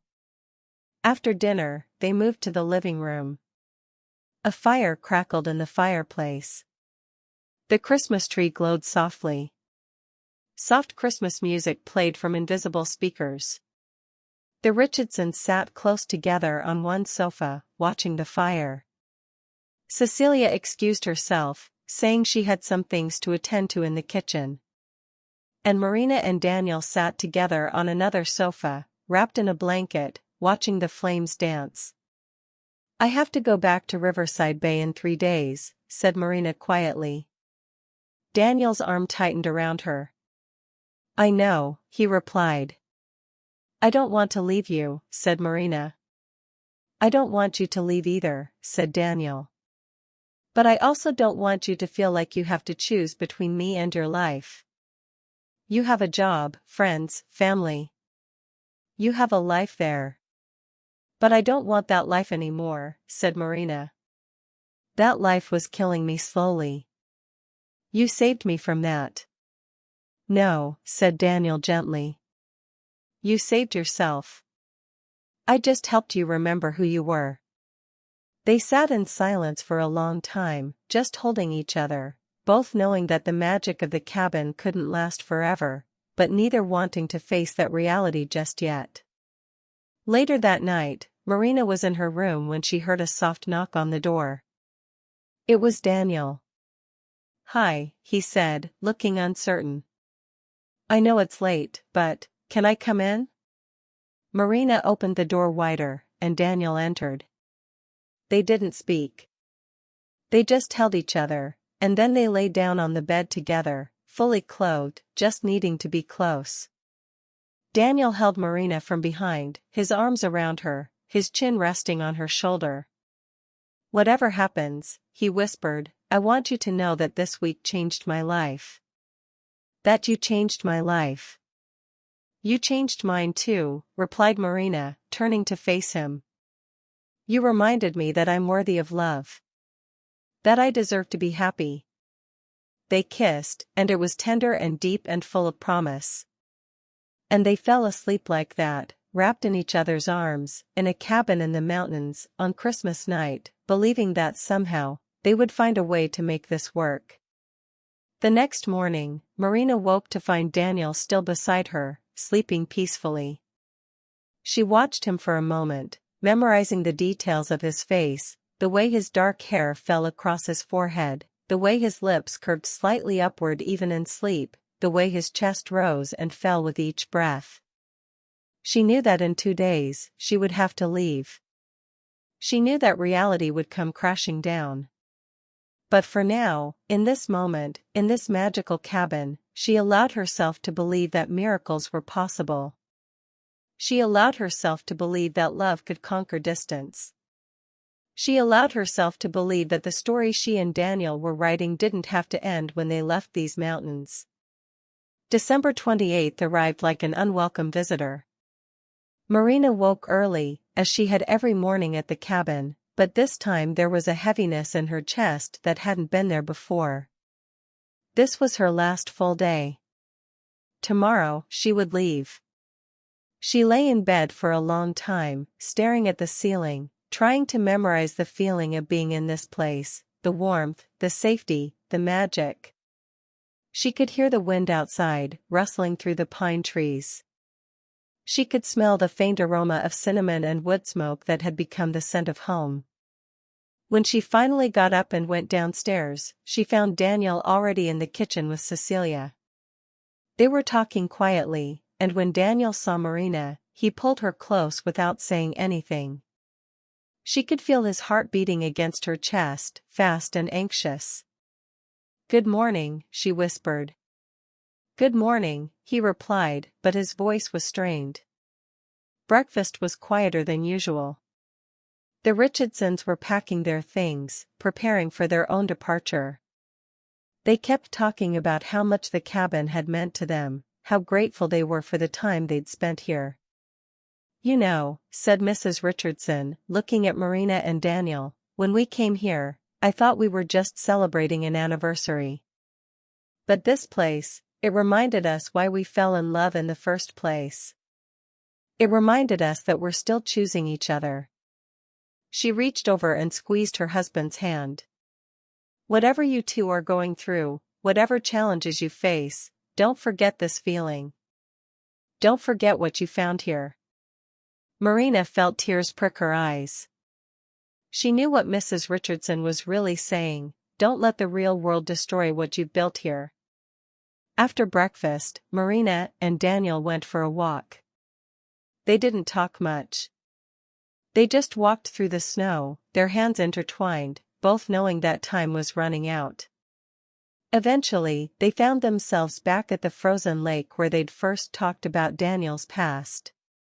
"I don't want you to leave," said Daniel finally, his voice breaking slightly.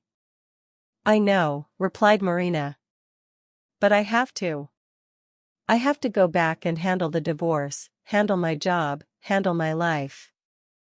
"I know," said Daniel. "But what happens after? What happens when you're back in Riverside Bay, surrounded by your old life, and I'm here, hours away?" Marina turned to face him. "We make it work," she said. "We talk every day. We visit when we can. We don't let the distance destroy what we have." "But what if it does?" asked Daniel, and there was fear in his voice, real, raw fear.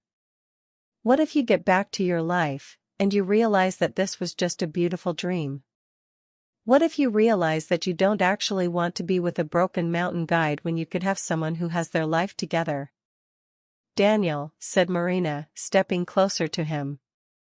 "You're not broken. And I'm not going anywhere." But even as she said it, she could feel the doubt creeping in. Because she knew the truth, she didn't know what would happen when she left this place. She didn't know if their love could survive in the real world. She didn't know if what they had was real or just a beautiful fantasy created by the magic of this cabin. That afternoon, Marina sat in her room and opened her laptop. She had emails from her boss, from her lawyer, from colleagues. The real world was calling her back. She read through them, and with each email, she felt the weight of her old life pressing down on her shoulders. Her boss wanted to know if she'd be back at work on January 2nd. Her lawyer wanted her to sign divorce papers. Her colleagues wanted to know if she was okay. The apartment in Riverside Bay had received an offer, not a great one, but it was something. All of these things required decisions. All of these things required her to step back into the life she'd been running away from. She closed the laptop and put her head in her hands. There was a knock on the door. "Come in," she said. Cecilia entered and sat on the bed beside Marina. "You're scared," said Cecilia. It wasn't a question. "Terrified," admitted Marina. "What if this doesn't work?" What if we get back to reality and realize that we were just caught up in the magic of this place? That's possible, said Cecilia, with surprising honesty. Love is never guaranteed. But what I know is this: real love doesn't disappear when you leave a place. Real love travels with you. Real love is strong enough to survive distance, doubt, and difficulty. How do you know? Asked Marina. Because I lived it, replied Cecilia. My husband and I met in a place much like this, a small town in the mountains where we were both running away from our lives. We fell in love quickly, intensely, the way you and Daniel have. And when we left, everyone said it wouldn't last. They said we were just caught up in the romance of the place. She paused, looking out the window. But we made it work. We chose each other every single day. And we had 43 years together before he passed away. Marina felt tears stream down her face. I'm scared I'm not strong enough, she whispered. You are, said Cecilia firmly. You came here broken, and you've spent a week healing. You've learned that you're worthy of love. You've learned that you deserve happiness. That's strength, Marina. That's real strength. That evening, the Richardsons left. They hugged Marina and Daniel tightly, exchanged contact information, and promised to stay in touch. Don't give up on each other, whispered Mrs. Richardson as she embraced Marina. Don't let the world convince you that what you have isn't real. After they left, the cabin felt emptier. Just Marina, Daniel, and Cecilia. Just one more night before everything changed. That night, Marina and Daniel sat by the fire in the living room.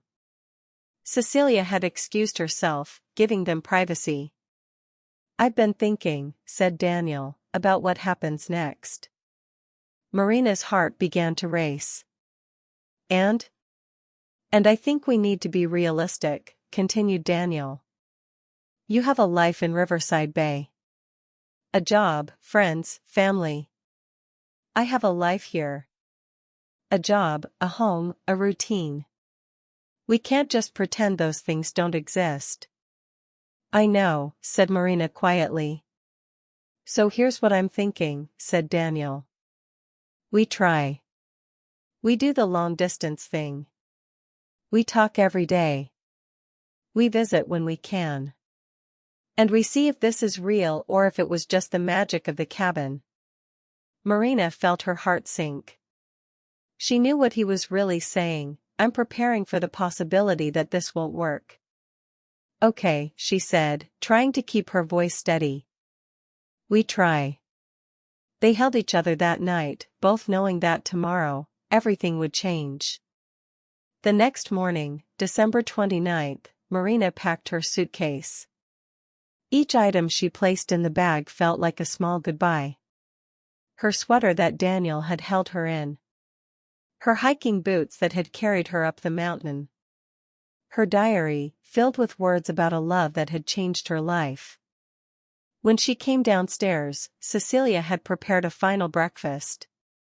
Fresh bread, cheese, fruit, coffee. But no one was very hungry. They sat at the table in silence, each lost in their own thoughts. You know, said Cecilia finally, there's something I need to tell you both. Something I should have told you at the beginning. Marina and Daniel looked at her. This cabin, continued Cecilia, it's not magic because of the place. It's magic because of the people who come here. It's magic because people arrive here broken and willing to heal.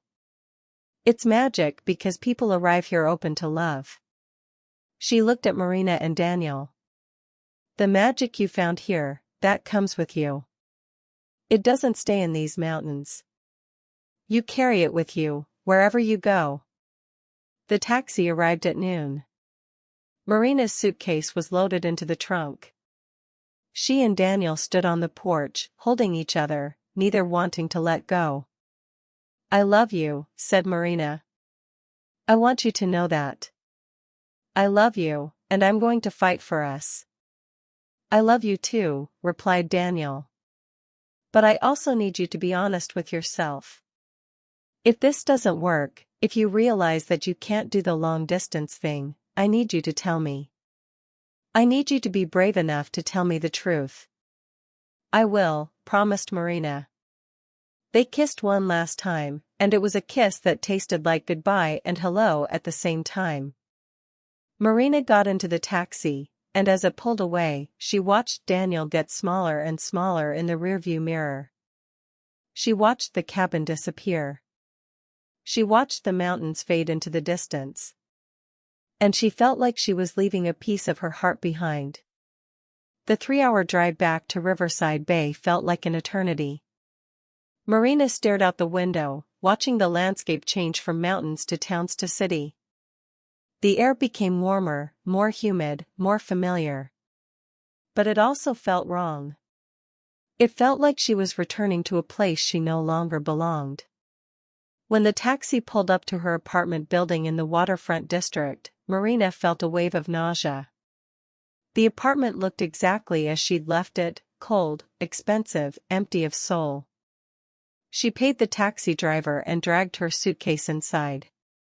The silence was deafening. She sat on the gray couch, the same couch where she'd cried after discovering Michael's infidelity, and opened her phone. She had dozens of messages. From her boss. From her lawyer. From colleagues. From Sarah. But nothing from Daniel. She called him. He answered on the third ring. "Hi," he said, his voice distant. "Hi," replied Marina. "I'm home. I'm at my apartment. I'm back in Riverside Bay." "How was the drive?" asked Daniel, and his voice sounded strained. "Long," replied Marina. "Daniel, I miss you already." There was a pause. "Marina," he said finally, "I've been thinking about us. About what happens next." Marina's heart began to race. "What do you mean?" I think we need to be realistic about this. You're there, I'm here. You have your life, I have mine. And I don't know if long distance is going to work." "Daniel, no," said Marina, and there was desperation in her voice. "We can make this work. We just have to try." "But what if trying isn't enough?" asked Daniel. "What if you get back to your life, and you realize that you don't actually want to be with someone who lives in the mountains? What if you realize that this was just a beautiful dream?" "It wasn't a dream," said Marina. "What we have is real." "I know it feels real," said Daniel. "But feelings change, Marina. People change. When you're back in your world, surrounded by your old life, you might change your mind." "I won't," said Marina firmly. "I promise you, I won't." "You can't promise that," said Daniel, and there was sadness in his voice. "You can't promise something you don't know for sure." "Then what are you saying?" asked Marina, her voice breaking. "Are you saying you want to break up?" There was a long pause. "I'm saying that I don't want to be the reason you give up your life," said Daniel finally. "I can't be the man who destroyed your career. I can't be the man you resent 5 years from now because you gave up everything for me." "You're not destroying anything," protested Marina. "You're saving me." "No," said Daniel. "I'm letting you go. Because it's the right thing to do." And then he hung up. Marina sat in the silence of her apartment, holding her phone, unable to process what had just happened. She tried calling back, but Daniel didn't answer. She sent text messages, but he didn't respond. She sat on the gray couch, in the darkness, and cried. She cried for everything she'd lost. She cried because she'd believed that love was enough. She cried because she'd discovered that it wasn't. Marina passed the night completely awake. She couldn't sleep. She couldn't even try. Her phone was in her hand, and she kept staring at the last message from Daniel, as if the words might change if she looked long enough. "I can't be the man who destroyed your career." Those words echoed in her mind, repeating like a song she couldn't get out of her head. Daniel had given up. He'd decided that love wasn't enough. That distance was too much. That she was too much. Marina got up from the gray couch, where she'd spent the night, and walked to the window. Riverside Bay was sleeping down below, the streets empty, the city lights reflecting in the river. It was beautiful, but it was cold. It was familiar, but it was empty. She thought about going back to work on Monday. She thought about returning to her old life, the life of a woman who worked too hard, who sacrificed everything, who had forgotten how to live. She thought about spending the rest of her life wondering what if. And then, something happened inside her. A small spark. A small voice that whispered, no. No, she wasn't going back to that life. No, she wasn't going to let Daniel leave. No, she wasn't going to let fear decide her future. Marina picked up her phone and called Sarah. It was 3 a.m, but Sarah answered on the second ring. "Marina?" "What happened?" asked Sarah, her voice concerned. "I need a favor," said Marina. "A big favor." Sarah arrived at Marina's apartment an hour later, still in her pajamas, with 2 hot coffees in her hands. "Tell me everything," said Sarah, sitting beside Marina on the couch. Marina told her about the call with Daniel, about how he'd given up, about how he'd said he couldn't be the man who destroyed her career. "So he's being noble and stupid," said Sarah, with that direct way she had. "He's making a decision for you, instead of letting you make the decision." "Exactly," agreed Marina. "And I'm not going to let him do that." "What do you want to do?" asked Sarah. Marina took a deep breath. "I want to leave my job. I want to go to the cabin. I want to stay with Daniel. And I want to do this in a way that isn't impulsive or emotion-based, but is a real, thought-out decision that I can live with for the rest of my life." Sarah observed her for a moment. "Are you sure?" "Yes," replied Marina. "I'm sure. Because I discovered something while I was at the cabin. I discovered that my career isn't all I am. That there's more in me than numbers and documents. That there's love, there's hope, there's possibility.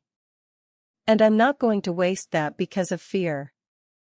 "Okay," said Sarah. "Then let's make a plan." They spent the next several hours planning. Marina would have to give notice at work, at least 2 weeks. She would have to organize her life in Riverside Bay, sell or rent the apartment, organize her belongings, say goodbye to friends. But she could also start looking for remote work. She could be a financial auditor from anywhere in the world, as long as she had a computer and an internet connection. "What about Daniel?" asked Sarah. "Are you going to tell him?" "No," replied Marina. "I'm just going to show up. I'm going to show up at the cabin, and I'm going to tell him that I chose. That I chose him. That I chose us." The next few days were a blur of activity. Marina went to work on Monday morning and asked for a meeting with her boss, Richard. "I'm leaving the company," she said, directly.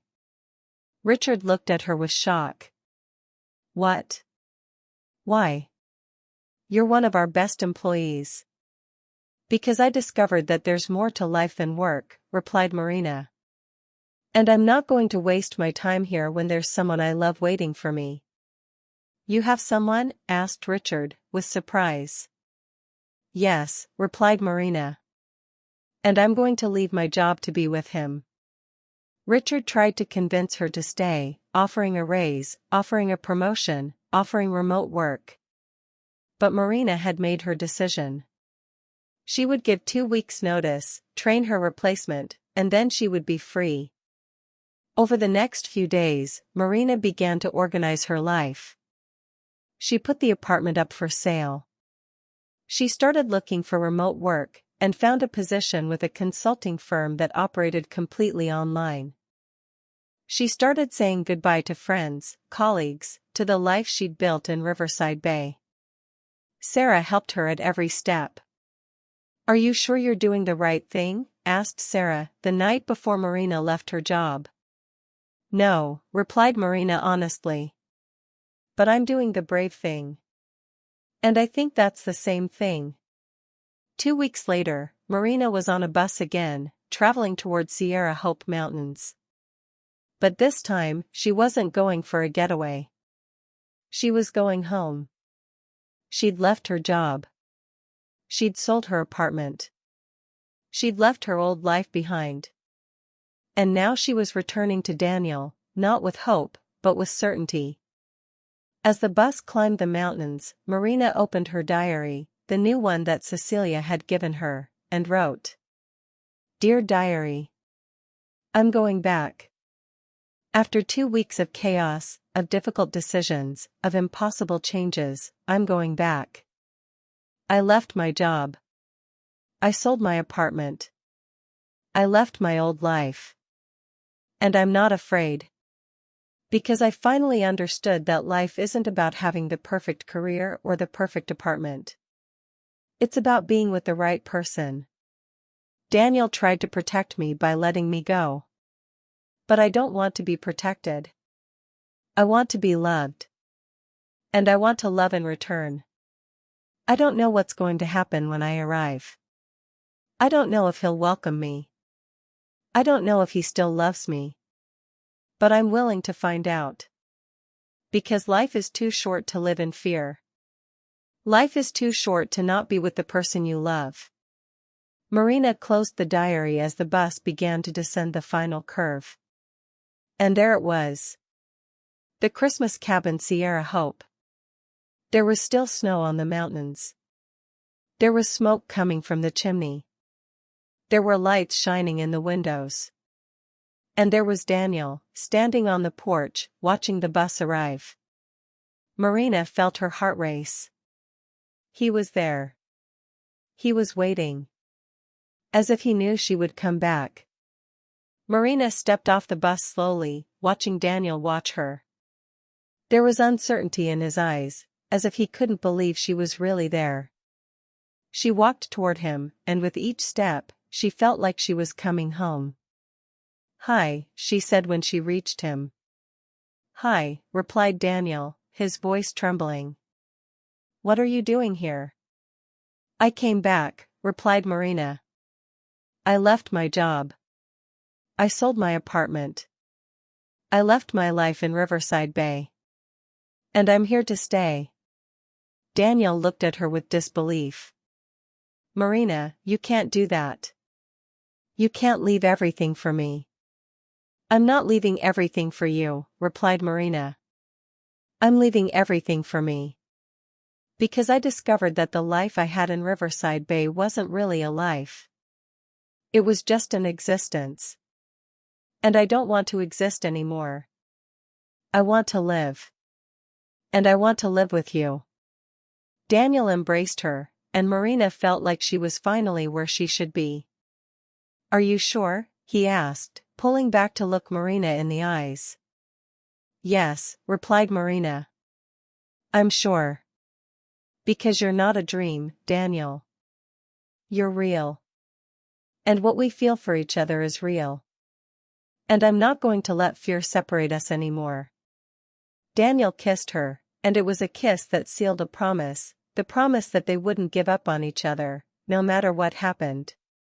Cecilia appeared in the doorway of the cabin, with a smile that suggested she'd known all along that Marina would come back. "Welcome back, Marina," said Cecilia, embracing her. "I knew you would return. Because true love always finds a way back." The months that followed were a journey of discovery and healing. Marina and Daniel moved into a small house on the outskirts of Sierra Hope Mountains, a wooden house with a fireplace, a porch with a view of the mountains, and enough space for Marina to have an office for her remote work. Marina started her new job with the consulting firm online. She worked a few hours a day, processing documents, helping people recover taxes, making a difference in a way that was meaningful but didn't consume her entire life. Daniel continued to be a hiking guide, but now he worked less, spending more time with Marina. They explored the mountains together, visited the chapel regularly, and built a life that was simple, but deeply satisfying. On the first day of spring, Daniel took Marina back to the chapel. He'd brought a small pocketknife, and together, they added a date next to their names, the date Marina had come back. "You know," said Daniel, looking at the names on the wall, "there are hundreds of couples who've left their names here. But we're the only ones who left 2 dates. We're the only ones who had to find each other twice." "Because true love is worth finding again," replied Marina, kissing him. It was June, and Marina was in her office at home when she received a call from Sarah. "Hey, babe. How are you?" asked Sarah, her voice cheerful. "I'm good," replied Marina. "Really good. How are you?" "I'm great. But I have news for you. Your apartment in Riverside Bay sold. You got a good price for it. Do you want me to deposit the money in your account?" Marina took a deep breath. The money from the apartment, plus the money from the divorce settlement with Michael, meant she had financial security. It meant she could make choices based on what she wanted, not what she needed. "Yes," replied Marina. "Deposit it." "And Sarah? Thank you. For everything. For pushing me to the cabin, for helping me leave my job, for being there every step of the way." "That's what friends do," replied Sarah. "We help each other find our lives." "And you found yours, Marina. I'm so happy for you." After she hung up, Marina went to the porch. Daniel was there, watching the mountains, with 2 cups of hot coffee. "For you," he said, handing her a cup. They stood in silence for a while, watching the sunset paint the sky in shades of orange and pink. "You know," said Marina, "a year ago, I was in an office in Riverside Bay, working until late, sacrificing everything, without knowing who I was or what I wanted. And now I'm here, with you, and I'm happy. Really happy." "You deserve to be happy," replied Daniel. "You always deserve to be." "We deserve to be happy," corrected Marina. "Because you were lost too. You were suffering too. And somehow, we found each other, and we saved each other." Daniel pulled her close, and Marina felt like she was exactly where she should be, not in a specific place, but with the right person, living the right life. It was December again. A year had passed since Marina had arrived at the cabin for the first time, broken, lost, searching for a miracle. The cabin was full again, there were new guests, new couples, new stories. But Marina and Daniel were there too, helping Cecilia prepare the Christmas feast. "You know," said Cecilia, watching Marina and Daniel work together in the kitchen, "a year ago, I knew you two needed each other. I knew that true love was waiting for you here. But I didn't know if you'd have the courage to fight for it." "We do," replied Marina, taking Daniel's hand. "Because you taught us that love is worth fighting for. That miracles are possible. That sometimes the greatest gift we can give ourselves is the courage to choose love." Cecilia embraced Marina, and Marina felt like she was being embraced by all the wisdom of the universe. It was Christmas Eve, and Marina was in the cabin's living room when she received a call from her lawyer. Michael had agreed to the divorce settlement. It was final. She was officially divorced. Marina felt a weight lift from her shoulders. She was free. Not just from Michael, but from the life she'd been living. She was free to be herself. She was free to love. She was free to live. Daniel came and sat beside her. "Everything okay?" he asked. "Better than okay," replied Marina. "I'm officially divorced. I'm officially free." Daniel smiled and pulled a small box from his pocket. "Then I have something to ask you," he said, opening the box to reveal a simple gold ring with a diamond. Marina's heart stopped. "Marina Richardson," said Daniel, his voice trembling, "will you marry me?" Marina felt tears stream down her face. "Yes," she whispered. "Yes, 1,000 times yes." Daniel slipped the ring on her finger, and they kissed under the Christmas lights, surrounded by the magic of the cabin, surrounded by the love they'd found in this place that had changed their lives forever. Thank you so much for staying with this story until the very end. If it moved you even a little, make sure to subscribe to the channel and share this video with someone who loves emotional stories. And tell me, what was your favorite moment in this story? I'd love to read your thoughts in the comments.